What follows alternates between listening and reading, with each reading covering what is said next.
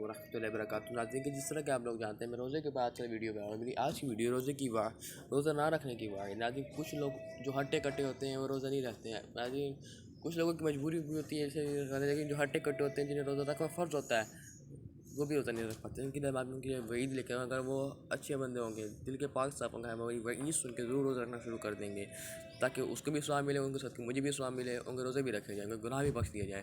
ناظرین اس لیے میں سے ویڈیو کو واچ کریں۔ آل ڈے شروع کرتے ہیں۔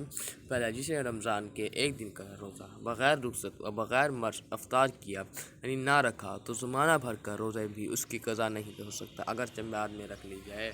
استغفر اللہ۔ ناظرین اس سے مراد یہ کہ اگر جس طرح اب آج آپ نے جان بوجھ کر روزہ چھوڑا تو آپ نے کہا یا کل کو رکھوں گا، کل کو رکھوں گا، کل کو رکھوں گا، پھر آپ اس کو نہیں رکھ پاتے، لیکن آپ کو اس کا ثواب ادھر نہیں ملے گا۔ دوسرا، اس شخص کی ناک خواہ آلودہ ہو جس پر رمضان کا مہینہ داخل ہوا پھر اس کی مغفرت ہونے سے قبل گزر گیا۔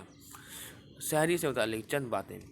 سحری سے کیا مراد ہے؟ سحری سے مراد وہ کھانا ہے جو روزہ مبارک میں اس رات کے آخری حصے میں صبح صادق تک روزہ رکھنے کے لیے کھایا جاتا ہے۔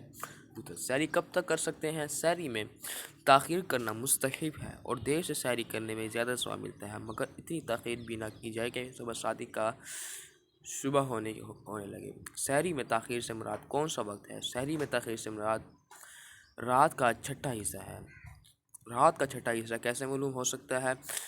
غروب آفتاب سے لے کر صبح صادق تک رات کی رہتی ہے۔ ناظرین میرے یوٹیوب چینل کو سبسکرائب کریں، ویڈیو واچ کریں۔ آج تک میں کوئی غلطی کرتا ہوں مجھے ضرور کمنٹ میں بتائیں۔ میری ویڈیو فل واچ کریں۔ جزاک اللہ۔